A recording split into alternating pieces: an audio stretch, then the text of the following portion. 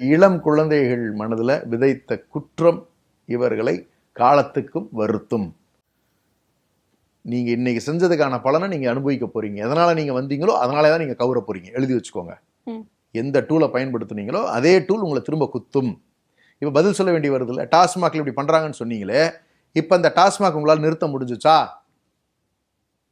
நீங்க எந்த ஒரு எம்எல்ஏ வண்டி ஏறி சொல்லிட்டு போறாரு, எங்கேயா டாஸ்மாக்ல கேட்டாங்கன்னா இது மாதிரி வந்து நீங்க உடனடியா நீங்க சொல்லுங்க நடவடிக்கைங்கிற கீழே ஏங்க அந்த டாஸ்மாக்ல வாங்குறாருங்க அப்படின்னு உடனே வண்டி எடுன்னு அந்த எம்எல்ஏ ஓடுனதை கவனிச்சிங்களா? இனிமேல் யாராவது 10 ரூபாய் சேர்த்து வாங்கினா நீங்க எங்கிட்ட சொல்லுங்க. 10 ரூபாய் சேர்த்து வாங்க மாட்டாங்க. வாங்கினா நீங்க சொல்லுங்க, கேட்போம். ஓகேவா? அவ்வளவுதான், உங்களுக்கு பதில் சொல்லிட்டேன்.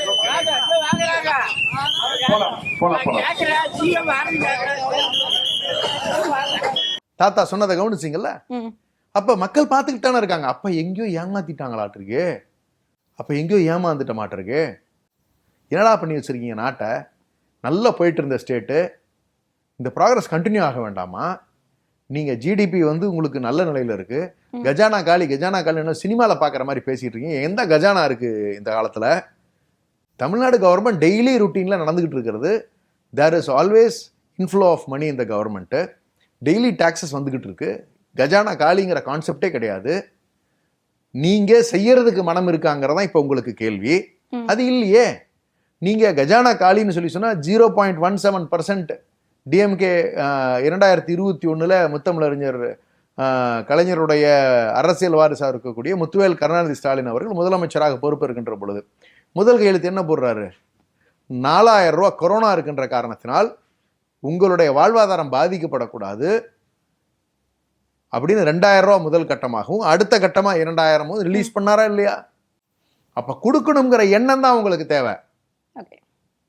இப்பவும் கொடுக்கணும்னா திமுக அரசா இருந்ததுன்னா வந்த உடனே முதல் கையெழுத்து 2000 இருந்திருக்கும், 8000 கூப்பனா இருந்திருக்கும். அப்ப உங்களுக்கு மேனேஜ் பண்ண தெரியாது, உங்களுக்கு இதை செய்ய தெரியல, செய்யற எண்ணம் இல்ல, ஆளுமை திறன் இல்ல. நிரூபிங்க, செஞ்சு காட்டுங்க.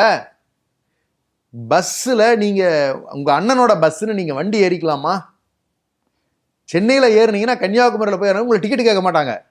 சொன்னீங்கல்ல, என்னாச்சு சிஎம் சார்? என்னாச்சு? பதில் சொல்லணும்ல. ஏன் அது அறிவிக்கிறதுக்கு கூட உங்களுக்கு எதுக்கு பணம் தேவைப்படுது?